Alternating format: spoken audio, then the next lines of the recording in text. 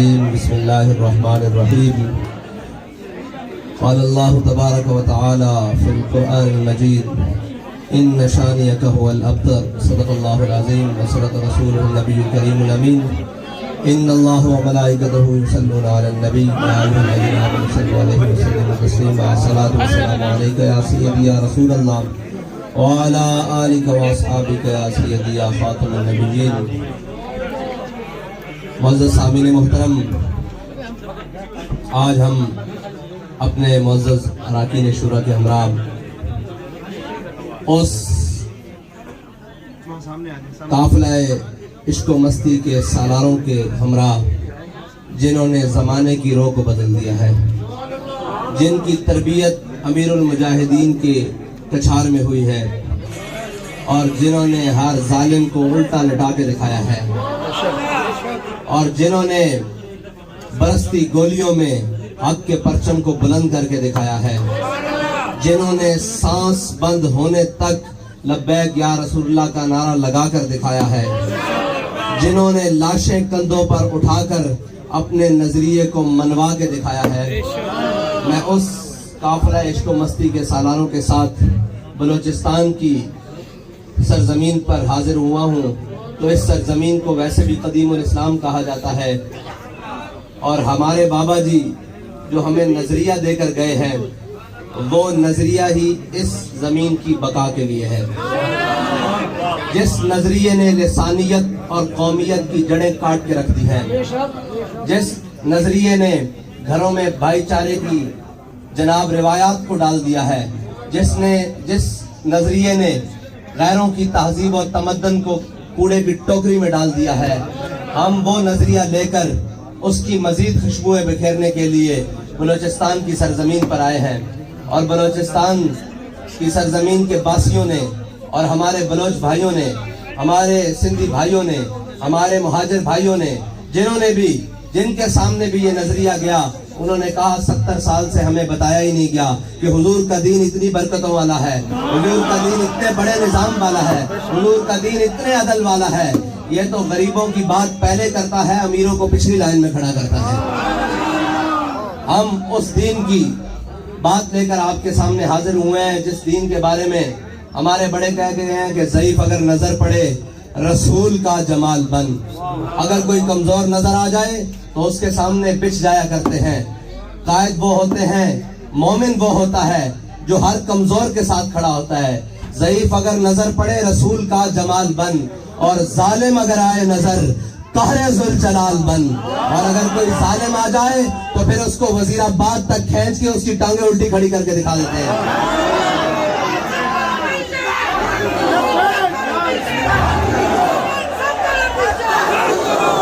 اور اس ظالم کو اگر امر بالمعروف تمام ظلم کرنے کے بعد یاد آ جائے تو پھر کراچی کے شہر میں اس کو بتایا جاتا ہے کہ امر بالمعروف ہوتا کیا ہے، امر بالمعروف ہوتا کیا اور کہتے کس کو ہے، اور نہی عن المنکر ہوتا کیا ہے. میں کہتا ہوں ضمیر خرید کے نہی عن المنکر اور اپنے بندوں کو ساتھ ملا کر یا دوسروں کے ضمیر کے پیسے لگا کر امر بالمعروف نہیں ہوتا. بیٹا، امر بالمعروف بنانے کے لیے پہلے میدان لگانا پڑتا ہے، پہلے اپنی صفوں سے گند صاف کرنا پڑتا ہے، پہلے اکیلے میدان میں کھڑا ہونا پڑتا ہے. سارے تیر اور شیلنگ میدان میں کھڑے ہو کر اپنے سینوں پر لینے پڑتے ہیں. ہر قسم کی مخالفت مول لے کر جب کھڑا ہوتا ہے انسان تو پھر آتا ہے افلاک سے نالوں کا جواب آتا ہے. پھر اللہ تعالیٰ مدد بھیجتا ہے. جب میدان بدر لگ جائے تو پھر اللہ تعالیٰ فرماتا ہے 2000 فرشتے آ گئے، یہ 4000 آ گئے، یہ 6000 آ گئے، اور آخر میں فرماتا ہے انی معکم. لیکن فراڈ سے نہیں، دھوکوں سے نہیں. اور عاشق رسول بابا جی کہتے تھے اٹ پٹو عاشق رسول نے بچو عاشق رسول بننے واسطے نا پہلے حضور دی ناموس تے پیرا دینا پیندا، پہلے چومکھی لڑائی لڑنی پیندی. یعنی پہلے چاروں طرف سے تیر اپنے سینے پہ برداشت کرنے پڑتے ہیں، پہلے اپنے اور بیگانوں کی تانا زنی برداشت کرنی پڑتی ہے. محلات میں بیٹھ کر اور ناموس رسالت کے پروانوں پر گولیاں چلا کر اور شر چلا کر عمل بالمعروف نہیں ہوتا. امر بالمعروف کرنا ہے تو ان فقیروں سے آ کے سیکھو کہ امر بالمعروف کسے کہتے ہیں. جو جیل کی کوٹریوں میں دالیں کھا کر بھی یہ کہتے تھے کہ مر جائیں گے، ظالم کی حمایت نہ کریں گے، احرار کبھی ترک روایت نہ کریں گے۔ جو مرضی ہو جائے، جیسے مرضی حالات آ جائیں، جتنا مرضی ظلم بڑھ جائے، کندھوں پر لاشیں ہوں یا کندھوں کے اوپر پھولوں کے ہار ہوں، ہر حال میں یہ کہتے ہیں کہ انہیں جانا، انہیں مانا، انہیں جانا، انہیں مانا، نہ رکھا غیر سے کام، للہ الحمد میں دنیا سے مسلمان گیا۔ اور ہم جن کے وارث ہیں وہ اگر کسی میدان عمل میں سے جان بوجھ کر پیچھے نہ رہیں بلکہ کسی وجہ سے پیچھے رہ جائیں تو حضرت انس بن نضر میدان بدر سے پیچھے رہ گئے۔ ان کو اس بات کا افسوس تھا کہ یا اللہ میں تیرے حبیب کے ساتھ اس لشکر میں شامل نہ ہو سکا جس لشکر نے، جس کے بارے میں اللہ تعالیٰ نے فرمایا وَلَقَدْ نَصَرَكُمُ اللَّهُ بِبَدْرٍ وَأَنْتُمْ أَذِلَّةٌ۔ اللہ تعالیٰ فرماتا ہے اس دن ہم نے اللہ نے مدد کی ان لوگوں کی جو پرسان حال تھے، جو قسمہ پرسی کی حالت میں تھے، اس لشکر میں شامل نہ ہو سکے، جن کو اللہ تعالیٰ نے جنت کی بشارت دی اور جن سے افضل کوئی نہیں ہے، اور اس لشکر میں شامل نہ ہو سکے۔ حضرت انس بن نضر جب رہ گئے نا میدان بدر سے تو پھر اللہ تعالیٰ سے ایک بات کی کہ یا اللہ اب تو بھی دیکھے گا کہ میں تیری راہ میں کیسے لڑتا ہوں۔ جو امیر المجاہدین کے ہوتے ہوئے میدان عمل میں نہ رہے یا پیچھے رہے، یقین جانیے انہوں نے بعد میں جانے کے بعد یہ کہا کہ امیر المجاہدین ہم آپ سے وعدہ کرتے ہیں اب آپ بھی ہمارے لیے قبر انور سے دعا کریں گے کہ ہم حضور کی ناموس پر پہرا دیتے کیسے ہیں۔ ان کی نگاہ ناز نے پھر یہ دکھایا، منظر دکھایا، ان کی نگاہ ناز سے پلے ہوئے شیروں نے یہ منظر دکھایا کہ قیادت ہو نہ ہو، سالار ہو نہ ہو، جیلوں کی سلاخیں ہوں، ہتھکڑیاں ہوں، شیلنگ ہو، گولیاں ہوں، ہر میدان میں کھڑے ہو کر باطل کو منہ کی کھانی پڑی اور یہ منوایا کہ کل عدم کوئی چیز نہیں ہوتی۔ حضور کے دین کا نعرہ سب سے بڑا نعرہ ہے جس کو کوئی ظالم نہیں روک سکتا، کوئی جابر نہیں روک سکتا، اور یہ کسی زمین کا محتاج نہیں، یہ کسی وقت کا محتاج نہیں، اور یہ کسی لیڈر کا محتاج نہیں۔ حضور کا غلام جب بھی تک قیامت تک ایک بھی باقی ہے، قیامت تک نعرہ لگتا ہے گا لبیک۔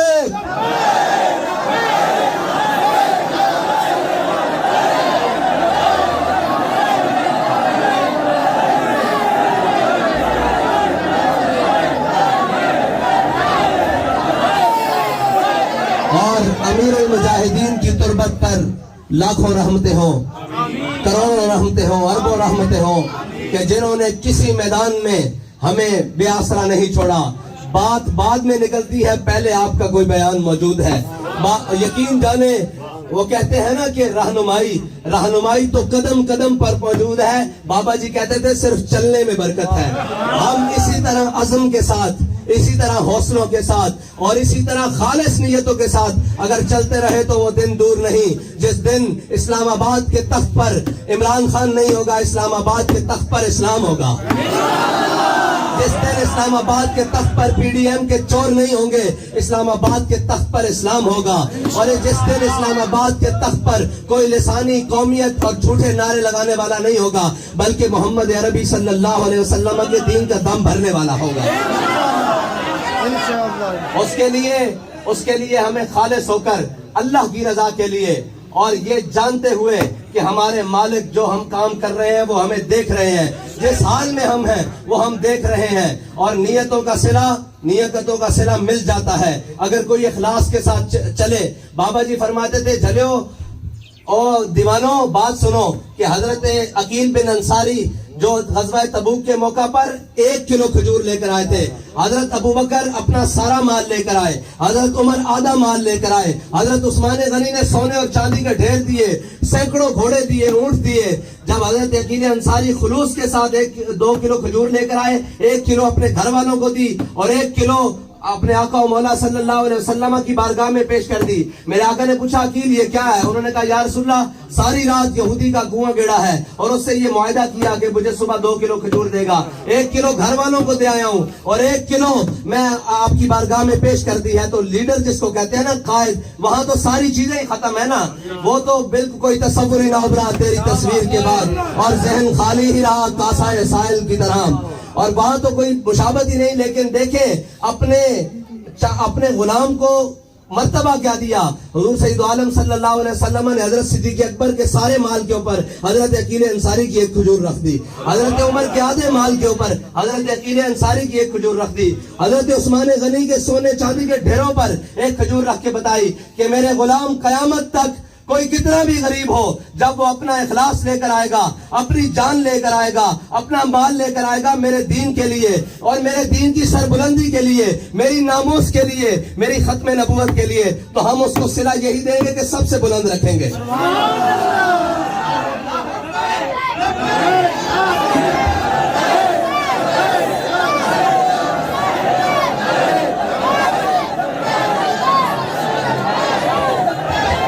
اور ہم میں تو سچی بات ہے، کئیوں کو آتا ہوگا لطف کئیوں کے اندر بیٹھ کر اور عیاشیوں کو بیٹھ کر اندر. ہمارے بابا جی نے تو ہماری تربیت یہ کی ہے کہ ہم اپنے غریب بھائیوں کے اندر بیٹھ کر زیادہ فخر محسوس کرتے ہیں، کیونکہ میرے آقا نے جو فرمایا اللہم احیینی مسکینا وامتنی مسکینا، یا اللہ مجھے مسکینوں میں زندہ رکھ اور مسکینوں میں دنیا سے لے جا. تو جناب جس کو میرے آقا و مولا پسند فرمائے اسے ہم کون ہوتے ہیں کہ کوئی چھوٹی بات کرنے والے. یہ غریب آپ ہمارے سر کا تاج ہیں، اور اسلام ہی ہے جو غریب کو عزت دیتا ہے، اور حضور کا دین ہی ہے جو غریبوں کو کعبے کی چھت کے اوپر چڑھاتا ہے. حضور کا دین ہی ہے جو جناب موٹر سائیکل والوں کو چیئرمین بناتا ہے. ابھی ہمارے پکوڑے بیچنے والوں کو نام کیا ہے چیئرمین بناتا ہے. مسئلہ یہ ہے کہ پکوڑے بیچنا کوئی عیب نہیں ہے، وہ تو ان لوگوں نے اپنی عیاشیوں کے لیے ان کو پیچھے القاسب و حبیب اللہ جو ہلائے گا، اپنا مال لے کر آئے گا میرے دین کے لیے اور میرے دین کی سربلندی کے لیے، میری ناموس کے لیے، میری ختم نبوت کے لیے، تو ہم اس کو صلہ یہی دیں گے کہ سب سے بلند رکھیں گے.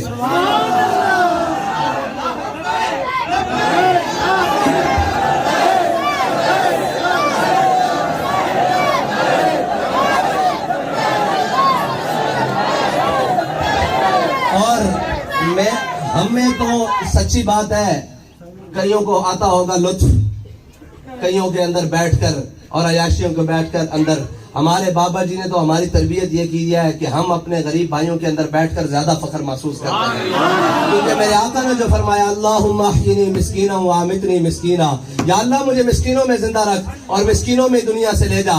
تو جناب جس کو میرے آقا و مولا پسند فرمائے اسے ہم کون ہوتے ہیں کہ کوئی چھوٹی بات کرنے والے. یہ غریب آپ ہمارے سر کا تاج ہیں، اور اسلام ہی ہے جو غریب کو عزت دیتا ہے، اور حضور کا دین ہی ہے جو غریبوں کو کعبے کی چھت کے اوپر چڑھاتا ہے. حضور کا دین ہی ہے جو جناب موٹر سائیکل والوں کو چیئرمین بناتا ہے. ابھی ہمارے پکوڑے بیچنے والوں کو نام کیا ہے چیئرمین بناتا ہے. مسئلہ یہ ہے کہ پکوڑے بیچنا کوئی عیب نہیں ہے، وہ تو ان لوگوں نے اپنی عیاشیوں کے لیے ان کو پیچھے القاسب و حبیب اللہ جو حلال کمانے والا ہے وہ تو اللہ کا دوست ہے. لیکن ہمارے ہاں الٹ ہو گیا، جو جتنا بڑا چور اتنا بڑا معزز، جو جتنا بڑا ڈاکو وہ اتنا بڑا ملک کا سربراہ، جو جتنا بڑا بددیانت وہ اتنا بڑا جناب عہدیدار، جو جتنا بڑا جھوٹا اور بدہر وہ ملک کا وزیر اعظم. لیکن انشاءاللہ ان کے بسترے نہیں، ان کا سب کچھ گول کرنے کا وقت آ چکا ہے. اس کے لیے آپ کا بیدار ہونا ضروری ہے اور دن رات اس مشن کے لیے کام کرنا ضروری ہے. خوفے وہ پورے بیٹھے ہیں، ڈر ان کو کسی کا نہیں ہے. ان کو پتا ہے کہ آج 11 کھلاڑیوں کی ایک جماعت ہے، کل جو وزیر اعظم کی کرسی سے اتر کر جائے گا وہ 12واں بھی شامل ہو جائے گا. سارے چور ایک وقت آئے گا آپ کو یہ سارے اکٹھے ملیں گے. اگر کوئی ان سے جدا اپنے نظریے کے اوپر کھڑا ملے گا تو وہ تحریک لبیک یا رسول اللہ کے قائد سے لے کر کارکن تک ہوگا.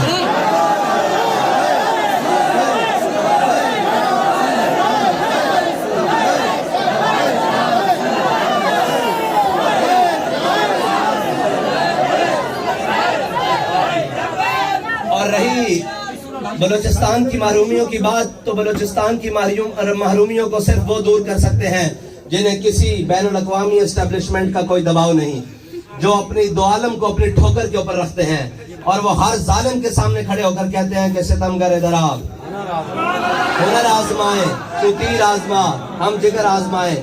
وہ نہ کسی ظالم کو، کسی جابر کو، کسی جناب بین الاقوامی گماشتے کو اپنا سربراہ سمجھتے ہیں، بلکہ ان کا تو صبح شام ایک ہی نعرہ ہے کہ انہیں جانا، انہیں مانا. اور علامہ اقبال ہمارے تمام مسئلوں کا حل بتا کر گئے ہیں کہ ذاک ملت را حیات از عشق اوست اور برگو ساز کائنات از عشق اوست، اور میرے ہاتھ میں تھا جب تک میرے مصطفیٰ کا دامن، میرے پاؤں چومتی تھی یہی گردش زمانہ۔ کوئی مشکل بات نہیں ہے یہ محرومیاں۔ بابا جی فرماتے تھے اسلام تو ہے ہی وہ جو ضروریات زندگی کو دروازے کے اوپر دیتا ہے، غریبوں کو امیروں کے دروازے پر نہیں لے کر جاتا، زکوٰۃ اور صدقات لائنیں لگا کر نہیں دیتا، بلکہ وہ تو عمر خطاب کے رضی اللہ تعالیٰ عنہ کے کندھوں پر بوری ڈال کر آلووں کی گھر میں پہنچاتا ہے، وہ تو سبزیوں کی بوری ڈال کر، وہ تو عمر بن خطاب سے یہ پوچھ لیتا ہے کہ جناب یہ 2 کرتے کیسے بنے ہیں، وہ تو یہ ہے کہ اگر کوئی دیہاتی لجاجت سے گھی کھانے لگے تو وہ حضرت عمر بن خطاب اپنے سے آگے اٹھا لیتے ہیں کہ جب تک میری قوم پوری کو گھی نہیں ملتا میں نہیں کھاؤں گا۔ مسئلہ یہ ہے کہ ہم نے چنا ہی ان کو ہے جو ملک کے بہت بڑے بددیانت اور خائن ہیں۔ اگر خائن نہیں بھی تھے تو جا کر بن گئے۔ آپ نے اور میں نے اپنے عقیدوں اور جنون اور جذبے کو اسی طرح سلامت رکھنا ہے اور اس منزل کی طرف جانا ہے، کسی بھی لالچ کے اندر نہیں آنا۔ اور علامہ اقبال نے تو ویسے ہی کہا ہے کہ نگاہ بلند سخن دل نواز جہاں پرسوز، یہی ہے رخت سفر میرے کارواں کے لیے۔ تو میرے دوست جو میرے احباب جو ہیں وہ بتاتے ہیں، انہوں نے کہا حافظ صاحب آپ جیل چلے گئے تھے، باخدا ہمیں یہ لگتا تھا کہ ہمارا ہر کارکن خود لیڈر ہے۔ میں نے کہا یہ بابا جی کے دیے ہوئے جذبے کی برکت ہے کہ حقیقت میں ہمارا کارکن خود لیڈر ہے۔ جس دن ہم ذرا ٹریک سے لائن سے دوسرے ہوئے تو اس دن وہ ہمیں گریبان سے پکڑ کے کہے گا کہ جناب آپ کدھر جا رہے ہیں، لیکن جب تک ہم درست لائن پر ہے آپ کا کام ہے محنت کرنا اور اپنے بڑوں کے پیچھے چلنا۔ اگر وہ درست نہیں ہے تو پھر ان کے پیچھے نہیں چلیں، لیکن اگر وہ درست ہے آپ نگاہ مارنا، وہ زرداروں سے لے کر، وہ شریفوں سے لے کر، وہ جناب پٹھانوں سے لے کر، وہ جناب بہت بڑے سے لے کر، وہ جناب رئیسوں اور اربابوں سے لے کر، وہ جناب وڈیروں اور جاگیرداروں سے لے کر، سب میں لائن مارنا، سب میں نگاہ میں دیکھنا۔ اگر آپ کو کوئی ان سے بہتر نظر آ جائے تو آپ اس کا انتخاب ضرور کرنا، لیکن اگر آپ کو ان سے کوئی بہتر نظر نہ آئے تو پھر آنکھیں بند کر کر ان کے پیچھے چلنا، کیونکہ ان کی منزل صرف اور صرف سوئے طیبہ ہے۔ ان کی منزل ایک ہی ہے کہ ہم نے حضور سید عالم صلی اللہ علیہ وسلم کو کے دین کو تخت پر لانا ہے، اور امر بالمعروف وہ کہنا ہے جو خود کرتے ہیں وہ کر کے دکھائیں گے۔ یہ امر بالمعروف نہیں کہ خود کتوں کے ساتھ کھیلو اور قوم روٹی کو بلکتی رہے اور خود جناب عیاشیوں کے لیے اور بدماشیوں کے لیے چینی بلیک کر کر بیچتے رہو اور قوم گھی کے لیے تڑپتی رہے۔ انشاءاللہ وہ وقت دور نہیں کہ جب حضور کے دین کو تخت پر ہمیں دیکھنا نصیب ہوگا، لیکن اس کے لیے ہمیں ثابت قدمی کے ساتھ، اخلاص کے ساتھ اور جذبوں کے ساتھ منزل کی طرف جانا ہوگا۔ اللہ تعالیٰ آپ کا اور میرا حامی و ناصر ہو۔ تاجدار ختم نبوت، تاجدار ختم نبوت